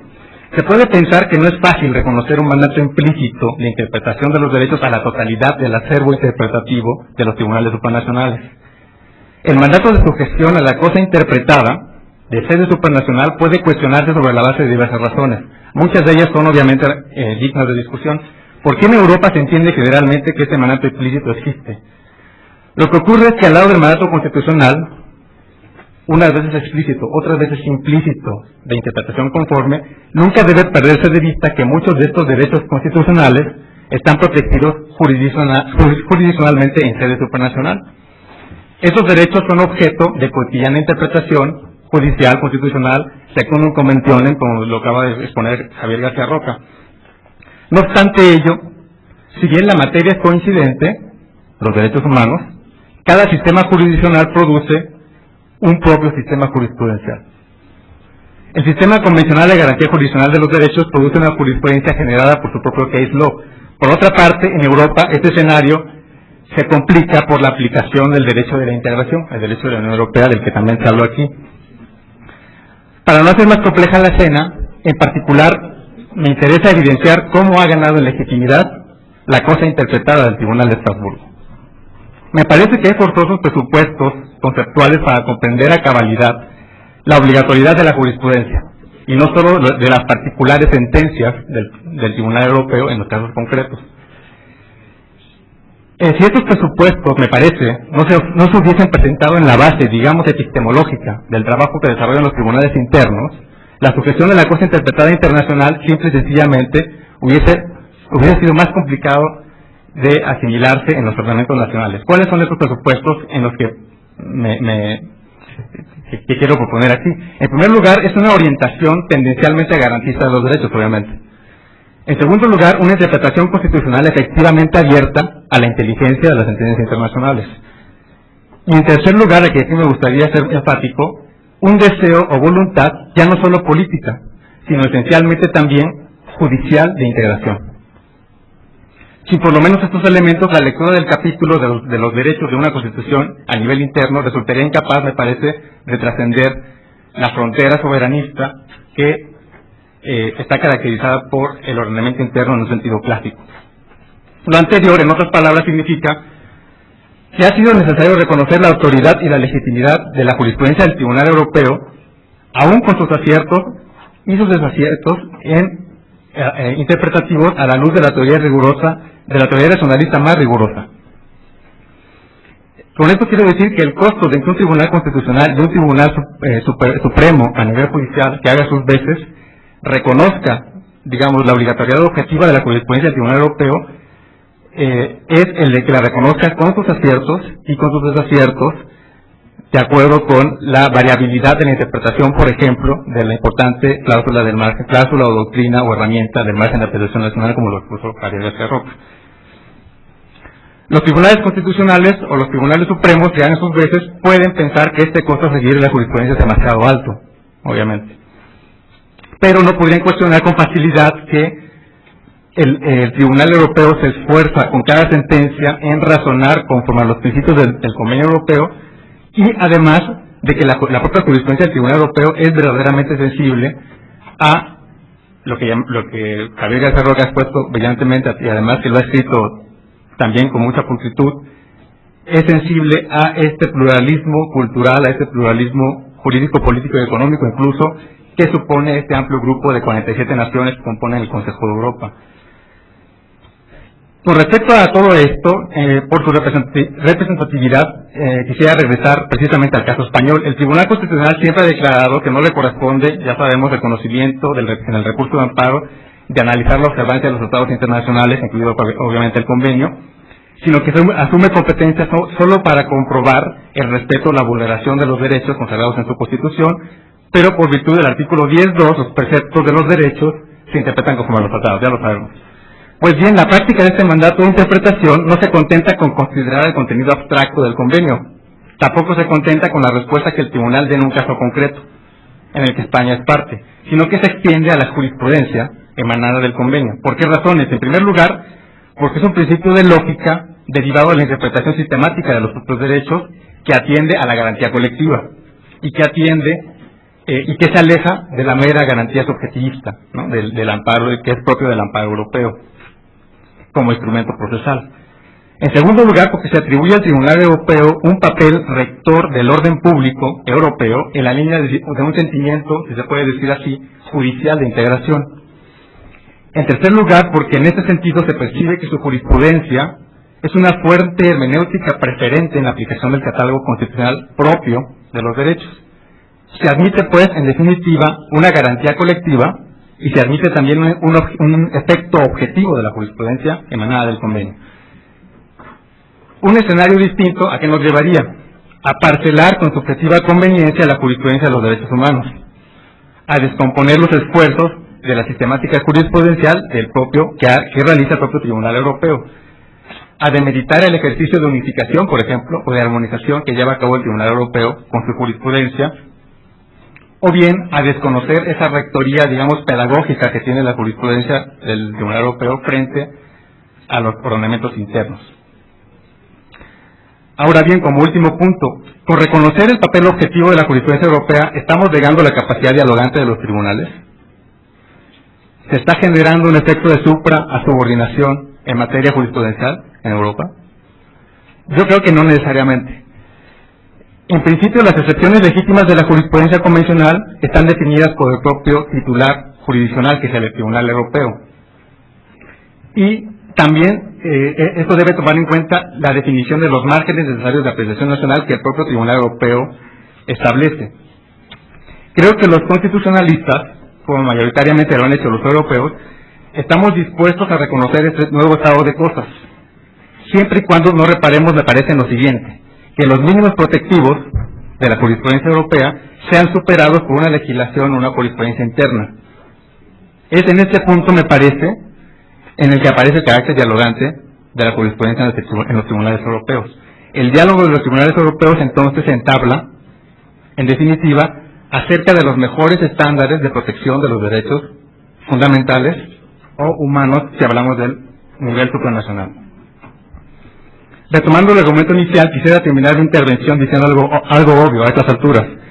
En primer lugar, que una interpretación jurídica ceñida al sistema interno de la Constitución o cerrada por el intérprete máximo, digamos, nacional al principio soberanista de la jurisdicción, no solo conduce a la negación de la aplicación efectiva del ordenamiento jurídico positivo supranacional, sino que también cierra la puerta a reconocer la cosa interpretada.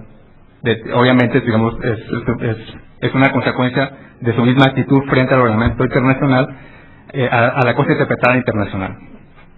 En segundo lugar, con respecto a los efectos indirectos o erga omnes de la jurisprudencia convencional, es decir, los de la cosa interpretada, no tienen desde luego un carácter absoluto, ya se dijo aquí, como casi todo en el derecho. El margen de apreciación nacional es un muy justificado argumento en nombre de un valor que se considera todavía poderoso, que es el valor del multiculturalismo de las naciones europeas. No todos los derechos obviamente son absolutos, hay unos relativos. No en todas las materias de derechos existe un consenso europeo.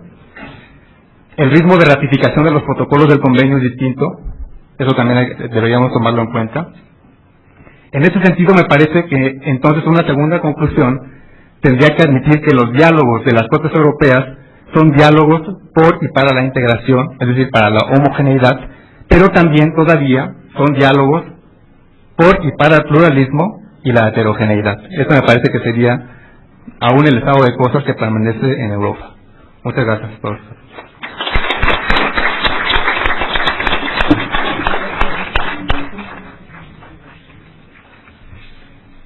Muchas gracias al profesor Alfonso Herrera por su interesante comentario. Ahora vamos a escuchar el de la profesora Cristina Georgieva Nikleva, quien es doctorante en Derecho Internacional y Relaciones Internacionales por el Instituto Universitario de Investigación Ortega y Gasset de España, diplomada en Estudios Políticos y Constitucionales por el Centro de Estudios Políticos Constitucionales mencionado, maestra en Relaciones Internacionales de Política y Seguridad por la Universidad de Sofía, Bulgaria, y actualmente es investigadora visitante en este Instituto de Investigaciones Jurídicas. Muy buenos días y muchas gracias por la asistencia. Ante todo, me gustaría expresar mis más profundos agradecimientos a los organizadores del evento y a los coordinadores, y más específicamente al doctor Eduardo Ferrer MacGregor por darme la oportunidad de estar al lado de tan ilustres académicos y catedráticos como el doctor Pablo Santolaya y el doctor Javier García Roca, y al lado de moderador del evento, el doctor Jorge Carpizo, y también a los demás participantes en la mesa. Es un gran honor para mí estar con todos ustedes el día de hoy. Mi comentario se va a centrar en la ponencia variante del doctor García Roca en relación con el tema del pluralismo constitucional, pero desde el enfoque del derecho de la Unión Europea.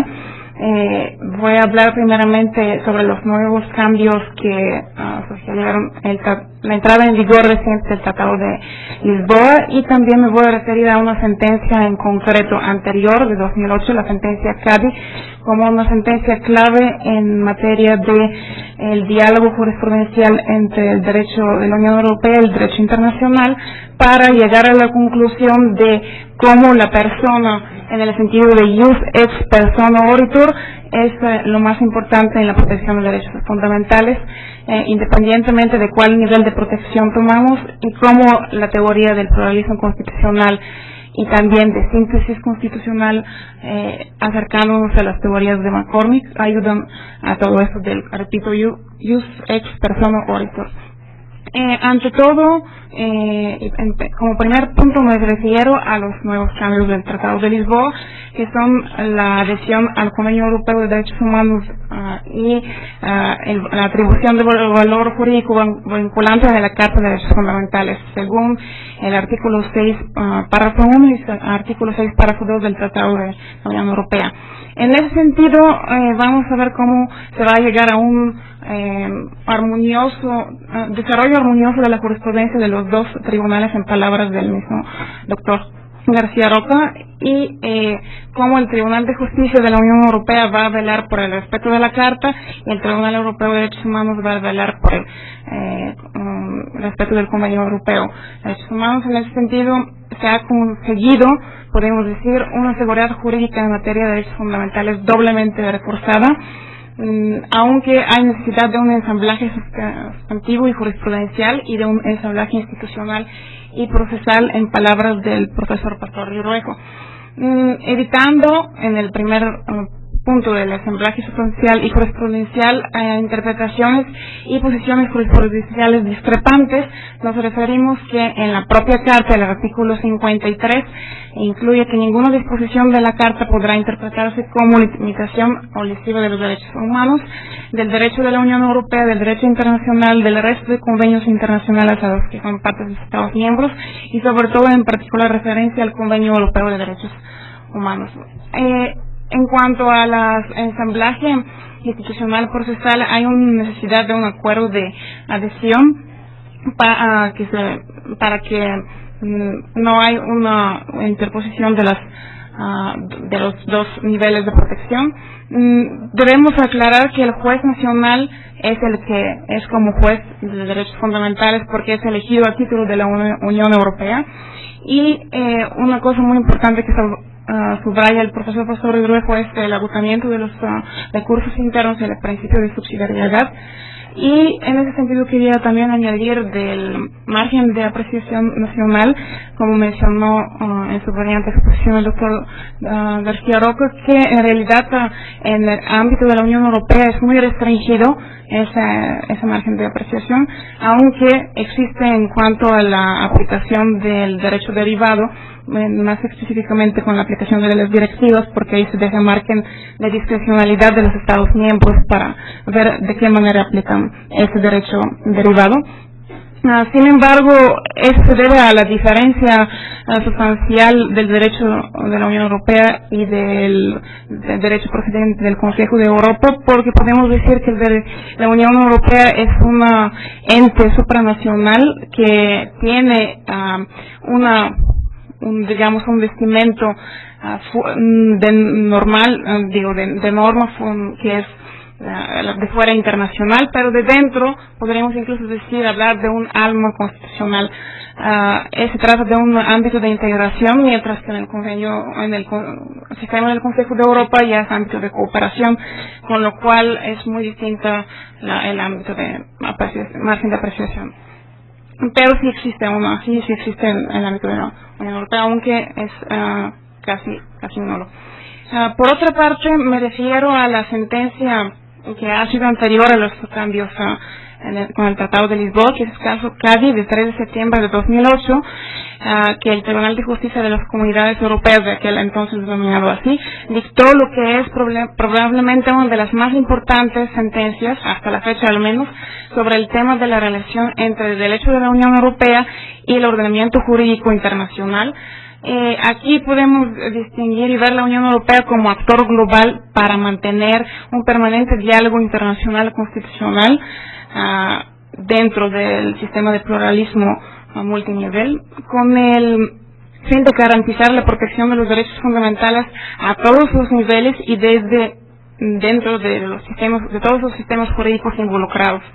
Esta sentencia decidió los recursos de casación contra la sentencia de 2005, CADI contra el Consejo y la Comisión, y Álvaro Cat International Foundation contra Comisión y Consejo, donde el Tribunal de Primera Instancia, de aquel entonces denominado así, confirmó la legalidad del Reglamento 881/2002 del Consejo, en que los demandantes pretendían impugnar dicho reglamento basado en una resolución del Consejo de Seguridad de la ONU, que incluía una lista negra de sospechosos de terrorismo, incluía los datos de los mismos demandantes y disponía congelar sus fondos.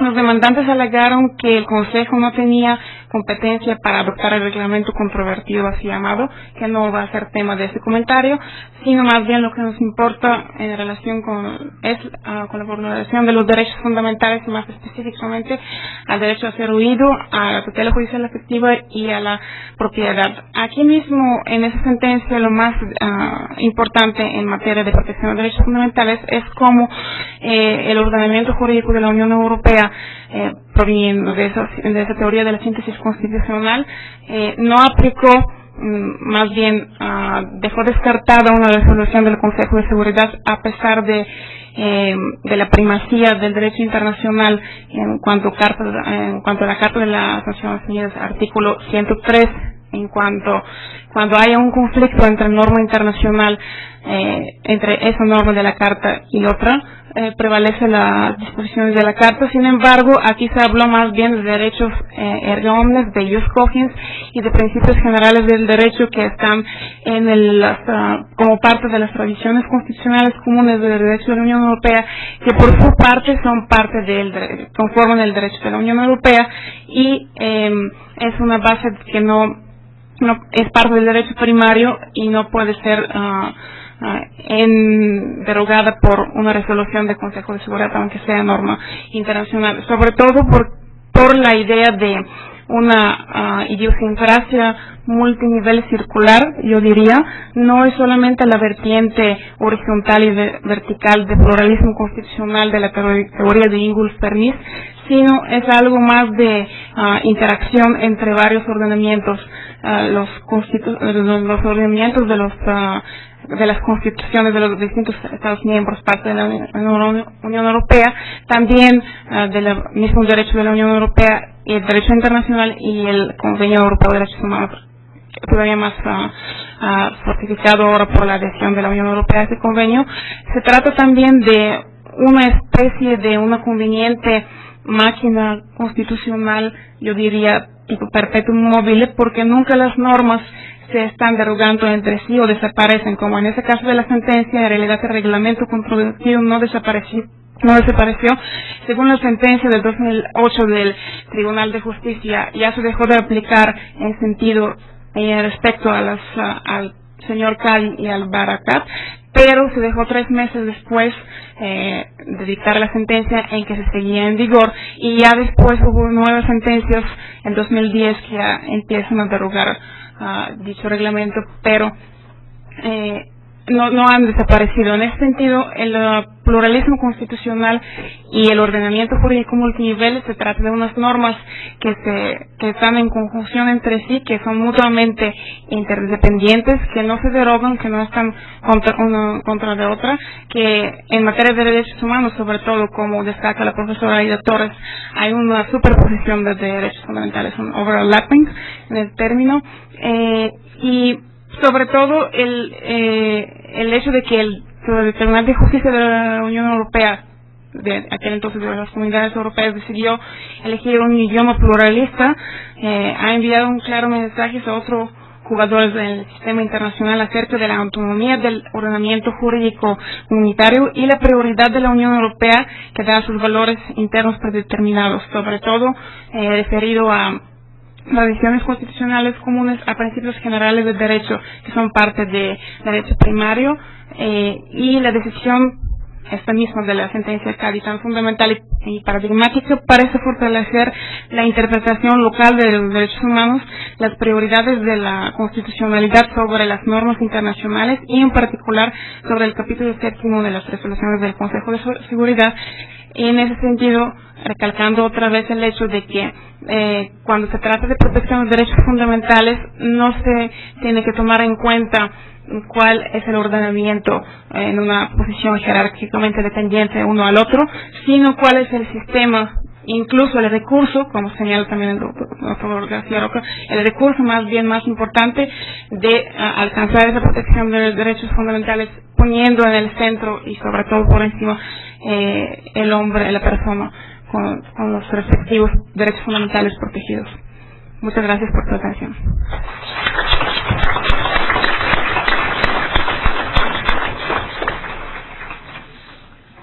Muchas gracias a la doctora Georgieva por su muy interesante comentario.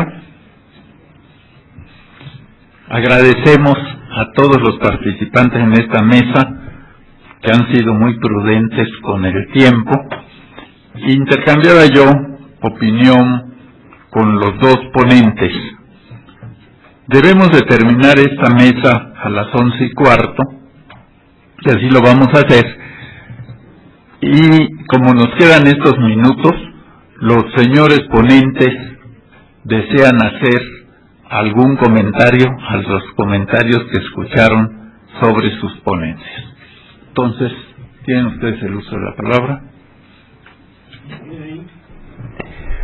Yo tengo la impresión, aunque no les parezca, que las 4 intervenciones son complementarias, pero me gustaría aclarar la situación o mi planteamiento para que no haya confusión, sobre todo en un escenario como el de América Latina, que es distinto al de Europa. Vamos a ver si lo consigo, si no Pablo Santolaya, que es mi alter ego, que hablará después de mí, me corregirá.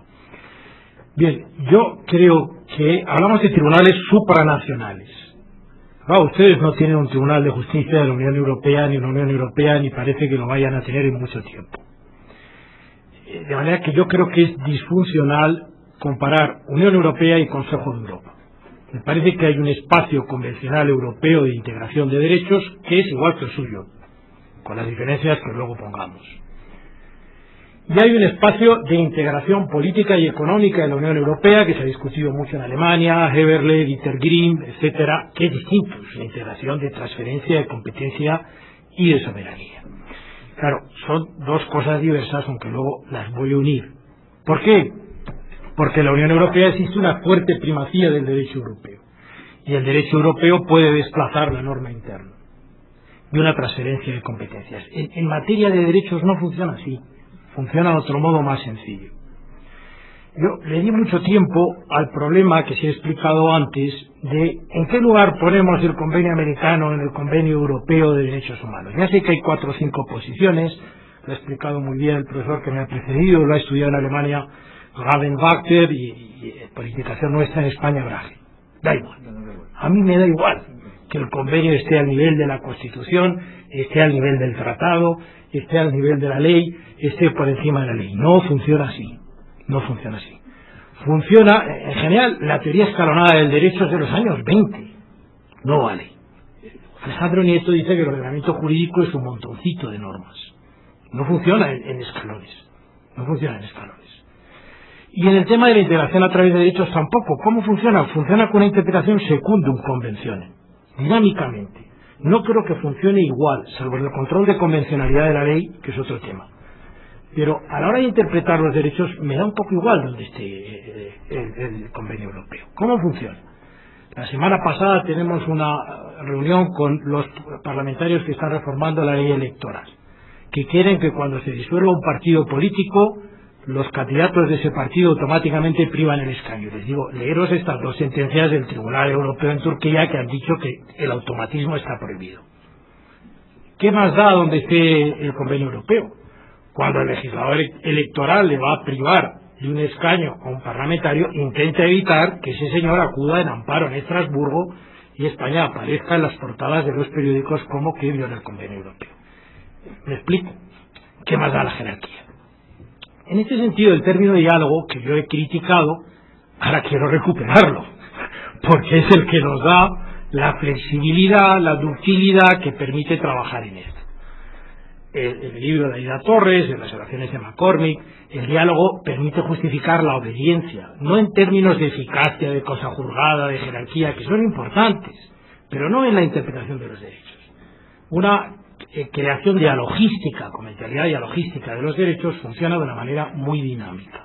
Y las categorías jurídicas son muy poco precisas. Hemos de flexibilizar el derecho constitucional, que es un derecho dúctil. Yo les digo a mis alumnos que no de hormigón armado, como el derecho administrativo. Derecho dúctil, flexible. En consecuencia, es importante, claro, la posición del convenio, pero no es como funciona en la realidad. En la realidad ha habido una cuádruple recesión del convenio europeo en las constituciones. Cuando se hace la constitución de Bosnia-Herzegovina, ahí meten el convenio europeo. Cuando en España se hace el artículo 24 de la Constitución española, se copia el artículo 6 del convenio europeo. Es la Constitución.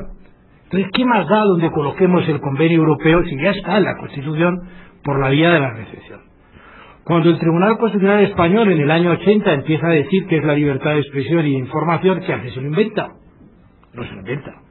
Traslada y acomoda lo que ha dicho el Tribunal Europeo.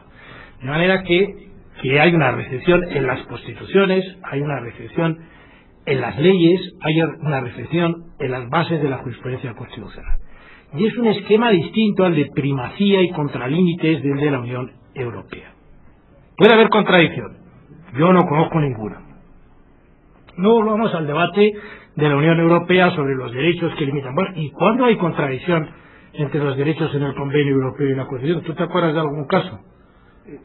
En estos momentos no, había uno con la inviolabilidad del domicilio de las sociedades que ya se ha arreglado. No hay censado ningún otro conflicto. En miles de casos no hay conflictos de antinomias ni de contradicción. Funciona de una manera dinámica, para lo cual la idea de diálogo nos vale. La teoría escalonada del derecho, en esto como en tantos temas, bueno, cuando hagamos un control de convencionalidad de la ley es distinto, pero a la hora de interpretar, de dialogar sobre derechos, funciona de una manera mucho más flexible, mucho más rica, y nos vale la categoría de pluralismo constitucional de McCormick, que se ha explicado muy bien, o Pedro Cruz habla de metaconstitucionalismo, en fin, podemos poner palabras, pero es distinto. Claro, si vamos a hablar de los efectos de la sentencia, esto ya es otro problema. Si vamos a hablar de los recursos para ejecutar las sentencias, pues la posibilidad de declarar la nulidad de una sentencia interna por violación del convenio europeo, esto ya es más complicado. Pero el primer escalón es comprender que funcionamos en red, dialogantemente, interpretando los derechos, y que lo que Estrasburgo o San José dicen va directamente a la Constitución, de manera que en lugar del tratado no es tan importante, porque se acaba metiendo en la Constitución o en la propia jurisprudencia constitucional, como decía, que insiste Fistamedio, ¿no? Lo de ser el alter ego y hablar después tiene sus inconvenientes, pero sí hay un par de cosas que me gustaría comentar. A la pregunta hipotética de qué sería de la Constitución española si no existiera el 10-2. Bueno, pues es un pasadible, es difícil decirlo, pero me gustaría señalar dos cosas. Primero, datos. El primer Consejo de Ministros, después de las primeras elecciones democráticas que se celebraron en España el 15 de junio de 1977, la única medida que tomó fue pedir la incorporación de España al Consejo de Europa y la ratificación del Convenio Europeo de Derechos Humanos. Es decir, que era, antes de empezar a elaborar la Constitución, era muy claro que eso era absolutamente prioritario para España, que España veía a Europa como una comunidad de derechos y que eso era lo que teníamos que tratar. Después, la Constitución española se copia la parte de derechos. Ya he dicho antes que al principio se pretendió ni siquiera que hubiera declaración de derechos, pero es que cuando deciden que haya declaración de derechos, se copia. Y hay muchos artículos que son copia literal del Convenio Europeo de Derechos Humanos. Y algunos tienen el mismo número. El 14 tiene el mismo número y es el mismo artículo.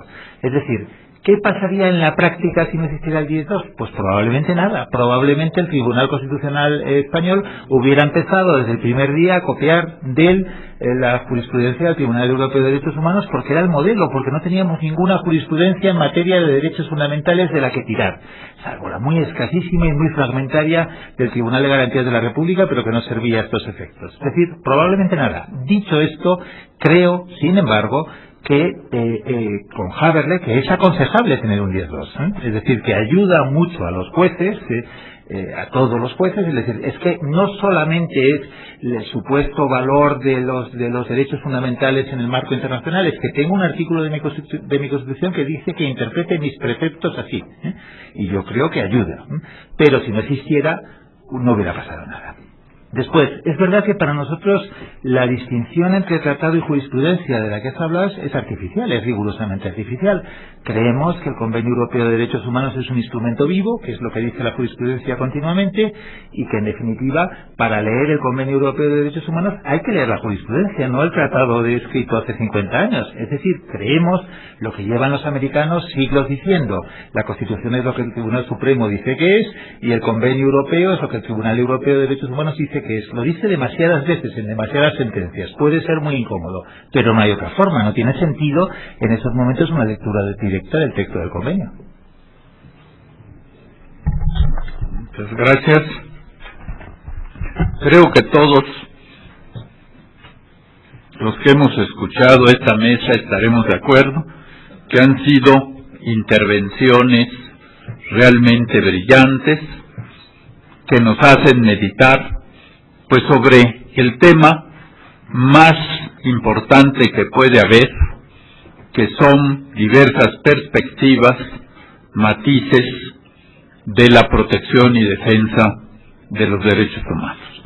Han llegado una serie de preguntas, como ahora va a haber un receso de 15 minutos para tomar café, pueden aprovechar para hacerle preguntas a los integrantes de la mesa, porque vamos a cumplir con el tiempo, porque la segunda mesa estoy seguro que va a ser tan interesante y tan brillante como la que está terminando. No crean, yo también tengo preguntas, pero no abusé como moderador de que fuera a hacer otra ponencia o otro comentario, no. Yo también me voy a reservar a la hora del café. Creo que agradecemos a los ponentes y a los comentaristas, y estoy seguro que sobre todos estos temas vamos a seguir pensando, nos crean inquietudes, y pues la finalidad es solo una, que es la que ya enuncié. Yo también quiero felicitar al doctor Ferrer MacGregor por esta iniciativa y porque un día comentábamos los investigadores más antiguos de este instituto cuál ha sido realmente la línea, la columna vertebral de todas las investigaciones. Todas son importantes, pero la línea y la columna vertebral han sido los derechos humanos y creo que así seguirá siendo. Pues a todos ustedes, muchas gracias por su asistencia.